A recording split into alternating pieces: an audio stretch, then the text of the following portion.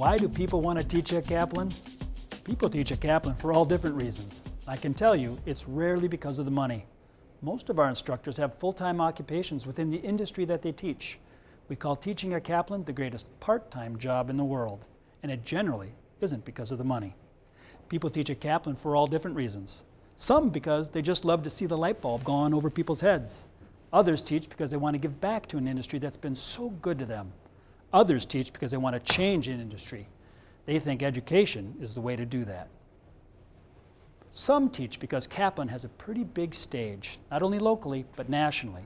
And if you're teaching on the Kaplan stage, you're generally considered a professional on the subject. Some people teach continuing education because they realize there are potential customers sitting in the audience. We have many attorneys that teach continuing education at Kaplan, and they donate their hourly pay to charity and consider teaching a class a marketing expense. One thing we all need to be absolutely clear about is there's no selling in a Kaplan facility. We make a promise to all our customers, you come to our courses for great education, not an infomercial. Our customers are bright, and at the end of the day, if you've done your job and are the true professional in their eyes, they'll find you. So remember, no selling in the class, or the hall, or the parking lot. Let them find you. Are there any questions?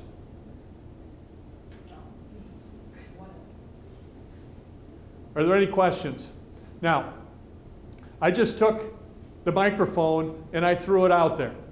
Now, Amy grabbed the microphone right out of the chute. Why did I stop and ask if there are any questions? What do you think? Why did I stop and ask if there are any questions? Why would you stop and ask if there are any questions? See if there are any questions. Okay, that's one reason for sure. Why else? Ran out of material. I didn't know what else to say. I want to confirm that everybody understands. Might want to confirm that everybody understands. That's great feedback. And all of those reasons could be the reasons. And one of them also could be that I don't know what I'm going to do next and I need to buy some time to come over here to start the next section. All of those are legitimate reasons. Now, is that the best way to find out if there are any questions or to find out if people really understand the material? Is that the best way of doing it, or is it the only way of doing it? Probably not. Because just because people didn't ask any questions, do we really think that means they don't have any questions? Especially in required mandated education. People are here filling their hours. When an instructor says to me, what I'm going to do is the class runs till 12:15 and we're going to, at 12:45, we'll open it up for questions. I tell them, be prepared for that giant vacuum because everybody's going to be out looking for their certificates of completion.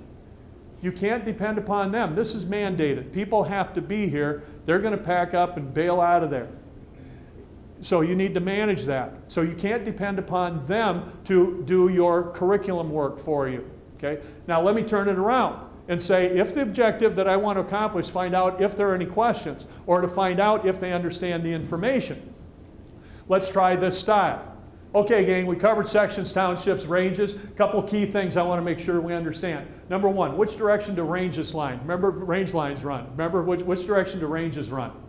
North and south. All right, good. How about base and tier lines? What direction do they run? East and west. Great, you got it. Nice work. There's a difference there.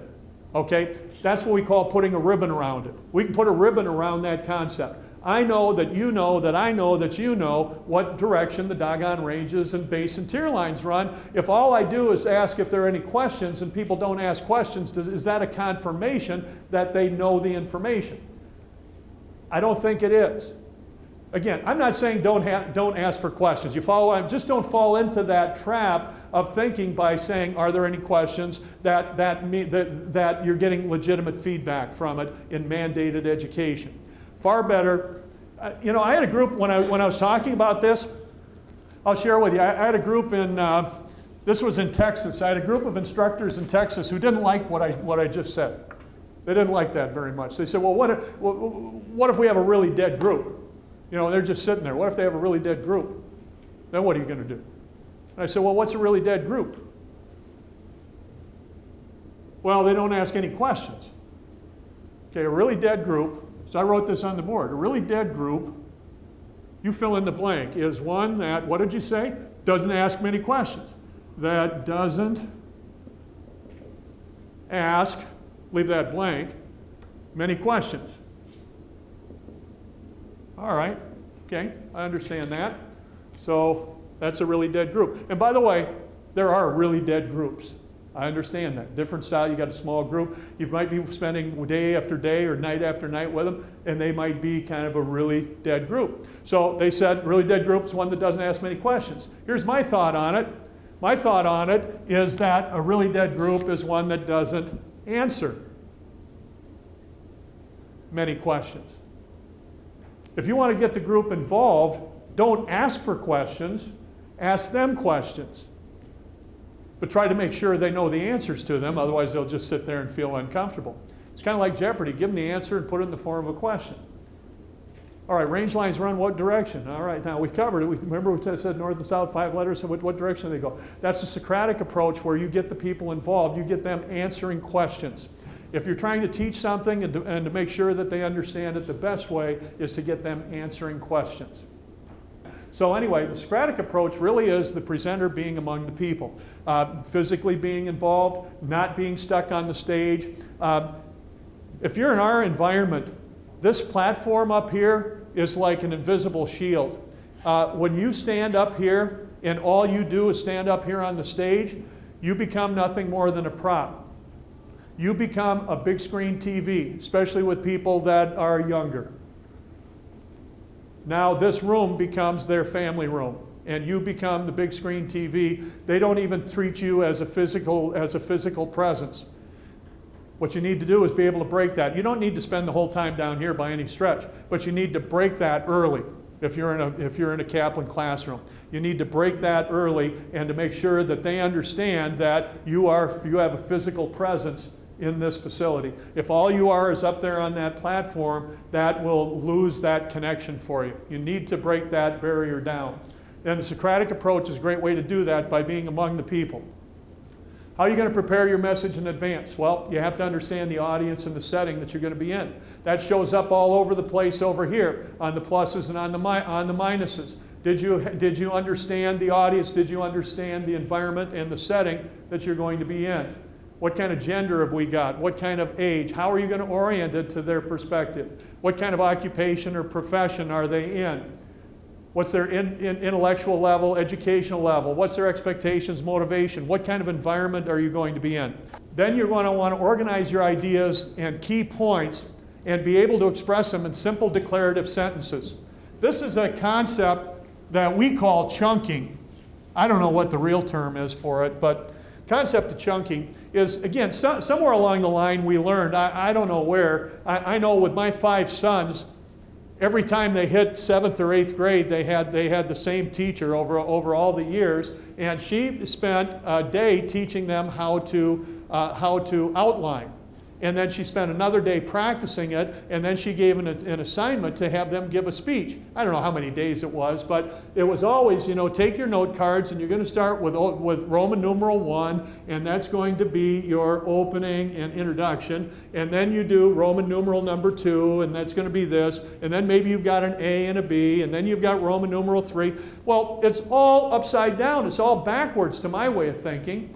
How in the world can you know what your presentation's going to be in advance if you haven't even thought about it yet, if you're doing it one step at a time? So what I suggest is this. Instead of going through that process, that's the last process. You're done with it when you get to that point. That's not where you start. What you start with is stuff. What you start with is chunks of stuff. If your topic is going to be painting for children, or if your topic is going to be, financial planning for financial planners, I don't care what it is. You know as the presenter that there are certain facts that you're going to need to share. There are certain things that you are going to give them. Now the mistake would be to try to figure out in advance, before you know where this thing is going, in what order you're going to do them. So what we recommend is that you throw the stuff on the wall. Major points, be able to express them in simple declarative sentences. But the net result we want is like a movie. And with a movie, you've got a beginning, you've got a middle, and you've got an ending. and there's a logical flow. So the next step is going to be, we're going to figure out how these work together. How do these fit together to figure out in what order they're going to be? And that's by preparing the supporting materials and the transitions and the examples and the analogies that you're going to use. You can't expect yourself to be good enough to be able to figure that out in advance. What you need to do is get the stuff on the wall, get it up on the board, and then figure out what the examples and transitions and the visuals that you're going to end up using. So the net result is, you might have thought you were going to organize your presentation a certain way, but then you say, hey, wait a minute, I'm going to have to start right here, because if the assignment is that I'm going to do a presentation to, I'll do loan originators, and if I just go in there and I start talking about the FHA 203B program, I'm going to have a bunch of people who don't know what I'm talking about. Even if they've got experience in the business, they don't know what I'm talking about. What I'm going to have to do is match my presentation to where the audience is, and I need to get everybody on the same plane. And sometimes that means that I have to operate on two levels at the same time.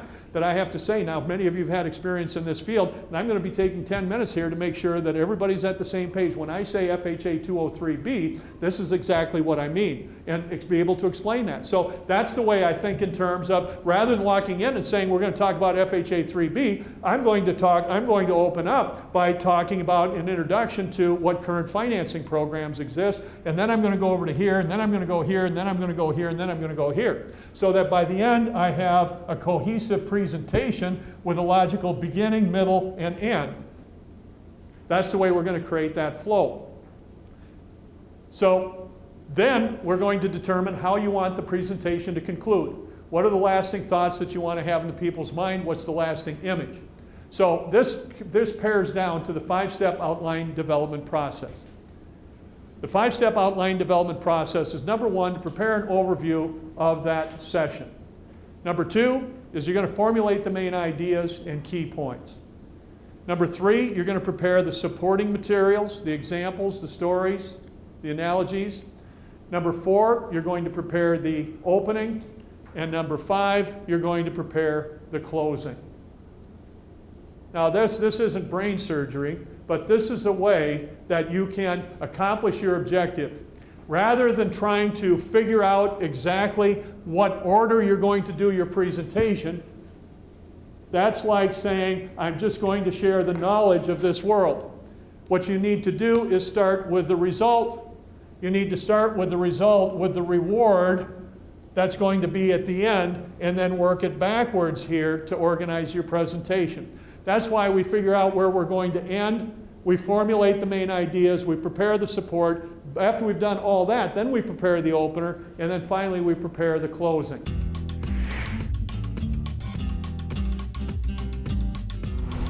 Hello, my name is Tim Smaby, and I'm the Chief Learning Officer for Kaplan University's School of Professional and Continuing Education. As Chief Learning Officer, I oversee the design, production, and delivery of all of our non-degree certificate and professional development programs, including live and online instructor-led courses. First of all, let me say thank you for your interest in being a part of the Kaplan team and taking on the challenge of fulfilling Kaplan's mission. We help individuals achieve their educational and career goals. We build futures one success story at a time. When you do it right, teaching is an exhilarating and rewarding experience. And I know because I have been in the classroom for over 20 years, including my experience teaching CFA courses at Kaplan, and before that in my previous career as a finance professor at a public university. Teaching at Kaplan is more than just lecturing or giving a speech. Kaplan teaching is a dynamic, interactive form of communication. Our goal is to foster an active learning experience with our customers. In order to achieve this goal, we as instructors must master strategies to develop and maintain enthusiasm, credibility, and trust. Such strategies are what the presentation you are about to attend, Stand Up and Speak, is all about. This presentation was developed to provide our instructors with 10 key principles of preparation. If you apply them successfully in the classroom, you will join the ranks of our best instructors. With the tools you will acquire as a result of attending this presentation, you will be able to plan and visualize our customers' experience in advance. This will enable us to fulfill the promises we make to them, that they will gain the knowledge and understanding to successfully achieve their career goals, enjoy a stimulating and rewarding educational experience, and return to their profession with gratitude and excitement about what they have learned.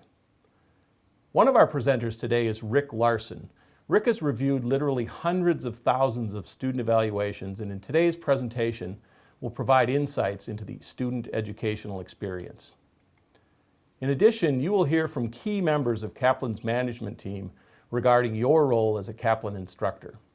And now, I present to you Stand Up and Speak. Well, good morning, everyone. Good morning. Good morning, teacher. You're back in school. Good morning. Nice to see you. Welcome. My name is Rick Larson, and it is my distinct pleasure to have the opportunity to spend the morning here with you. I'll promise you that if you follow the tips that we give you today, your next presentation will be the best presentation that you've ever made in your life. And the key principle you're going to get out of this presentation this morning is that if you orient your presentation to the audience, if you understand who the audience is and what they want and what they need, you'll accomplish what you want to accomplish. Because if you get them what they need, you're going to accomplish what you need to do. And we're going to follow those principles so that the next presentation is the best that you've ever had. We're going to share ideas this morning that will help you make your next presentation the best you've ever made, make it more lively, more persuasive, more profitable, and fun. The little character over there on that board is saying have fun. That's a key linchpin of our organization, is that if you want to be a key presenter, if you want to be an outstanding presenter, if you want the audience to have fun, you have fun yourself and figure out ways to make it fun for them. Now, what I'd like to ask you to do for just a minute and a half is to think about a recent presentation in which you were in the audience. We've got some speakers in this room, we've got some talkers, and I don't want you to think about when you were talking to somebody. I want you to think in terms when somebody else was presenting to you. Maybe it was at a seminar, maybe it was a class you attended, maybe it was a place of worship, maybe it was something you even saw on some kind of video. And I want you to think about that presentation and think about what it is that you liked about it and what it is that you didn't like about it. And to do that, I'd like to ask you to close your eyes, because you come on in here, you're thinking about lots of things. I want to focus on being in the audience. So put yourself in the audience. Pick a presentation. What did you hear? Use your senses. What did you see? What did it smell like?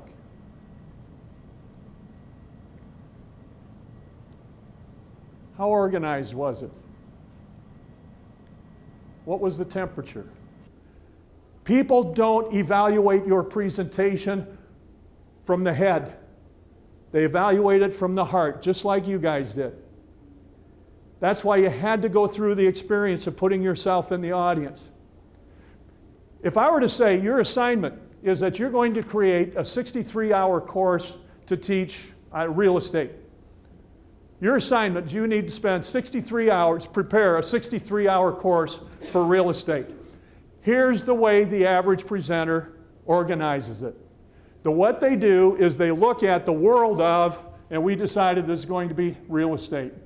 And they start looking at that world and they study and they research and they become more and more knowledgeable and more smart, and they think about their own experiences. And then if all they do is put together a presentation that is packed full of knowledge, packed full of expertise, and then they're going to spend the next 63 hours talking about what I think, or what I know, or what I think I know, or what I thought, and we spend 63 hours going through that material and that information. And the net result is that these people have to go in and take an exam after sitting through for 63 hours, listening to you pound them with information and knowledge.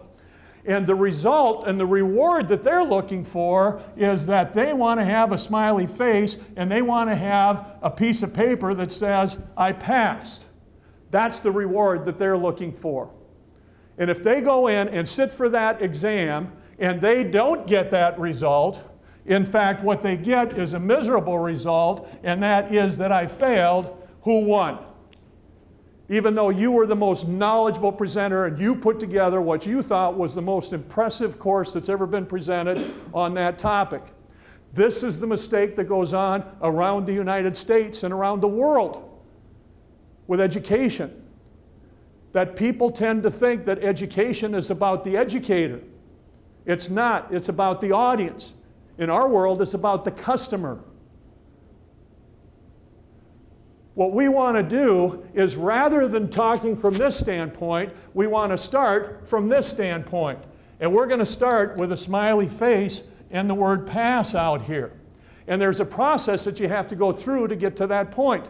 And the process is not accomplished, or the goal is not accomplished by simply pounding them over the head with information. It's accomplished by delivering a presentation that has all those things that are on the left-hand side.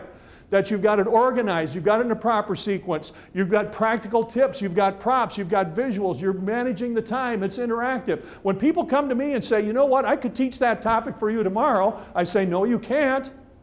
Because you might be the most knowledgeable person in the world, you might have the expertise, but you can't get that result from the audience. And that's the result that we're looking for. I'm a little bit passionate about that, because it's the foundation of our organization. It's the foundation of live education, where there's a process that you have to go through that is between the knowledge and the reward that they receive. You've got to show them, and they've got to do it. The process goes from knowledge to show, to do, and then to reward. And the way you start your presentation is by thinking in terms of the result that you want to have. If my result is that I want people to pass the exam, then I'm going to work it backwards into the world of real estate. I'm going to start with a pretest that's going to have a bunch of questions that are very similar. If they're going to see a question on the exam that says, what type of estate lasts so long as the condition is met? If they sit there and try to answer that question on the exam, they say, duh, Rick never told me anything about that. I never heard of that.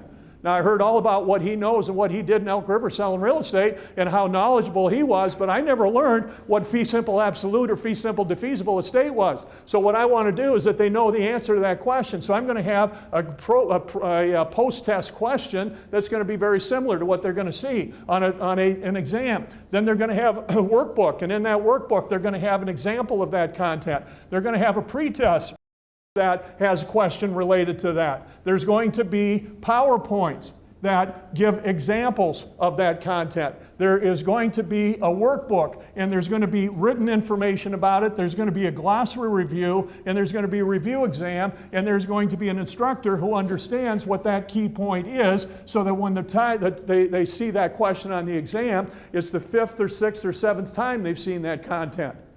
And they can laugh and say, that was the easiest thing I ever took in my life, because at least 5 times 5 ways they've been exposed to that information.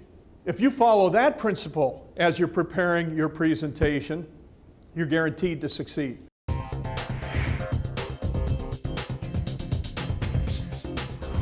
Hello, my name is Ted Hyland, and I'm Kaplan Real Estate Education's National Training Manager.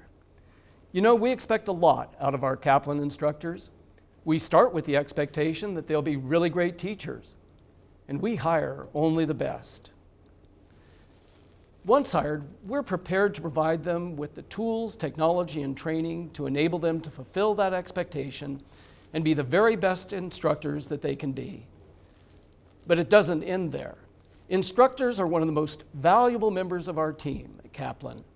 They, perhaps more than any other single individual in our organization, come into face-to-face contact with our customers on a daily basis. Our instructors are, therefore, an important element in determining what our students want.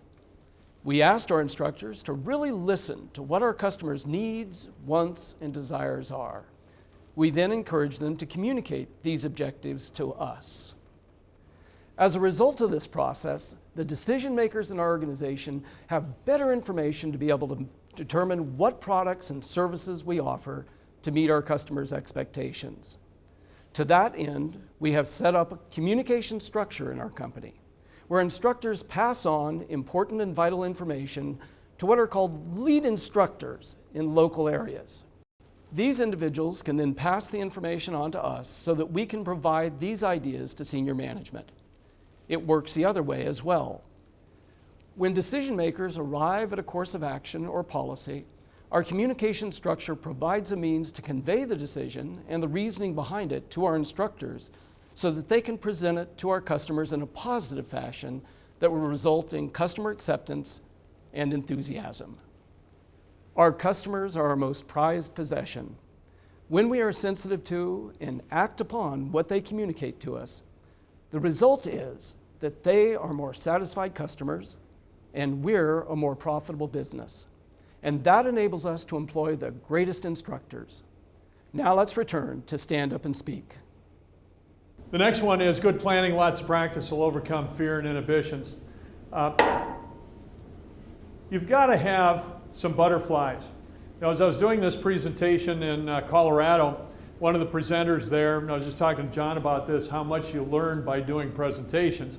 One of the instructors there that I was doing a presentation to when I talked about inhibitions and concerns and lack of confidence is he said, you know, here's the way I think of it. He said, I think in terms that you've got to have butterflies, but you got to have them flying in formation.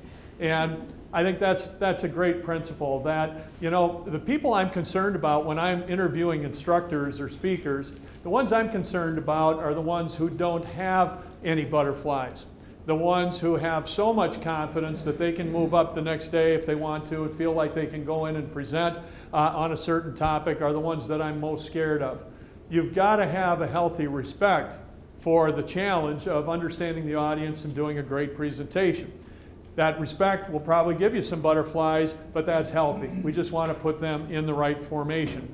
But when we run into that discomfort time, when we run into a situation where we are maybe not fearful, but we don't have enough confidence, the key to preparing is planning. The key to overcoming that is to plan and prepare that presentation. All of this over on the left side will help you overcome that fear, that discomfort of doing a presentation that you've never done before. Finally, anyone can learn to present effectively. There's one caveat to this that I know of, and that is if you can't be heard. If you, with voice amplification even, you can't be heard, then you can't present. But we've had presenters in wheelchairs, we've had presenters who were blind, we've had presenters who we had to mic up. We've overviewed the entire course right now. Now we're going to get into some detail. I like this quote from Mark Twain. He says, it takes me 3 weeks to prepare a good impromptu speech. In fact, if I'd had more time, this would have been shorter. I noticed this from writers sometime. Marianne, I don't know exactly what style of writing you use, but when I write, what I do is I write this much stuff and then I'll very quickly, and then I'll spend the rest of the time getting it down to this. Now I have my partner Joe was just the opposite. He would mull over every single word and he would do it as he goes along. He would create it. We probably took about the same amount of time, but my style was to get it out there and then cut it back. Now, there are some people who do my style, but they never take the time to cut it back. And I see that in emails all the time where I get these email messages that are this long. I just send back a reply that says, take enough time to shorten this up, would you? I don't have time to read this. I don't have time to edit it and figure out what it is you're trying to say. Take the time to make it short. So it takes me a lot longer than 7 to 1. But if theoretically, if you're going to do a one-day presentation, it's going to take you a week, 7 days to get ready for it. Because here's what you're thinking about. One is to determine the type of presentation you're going to make.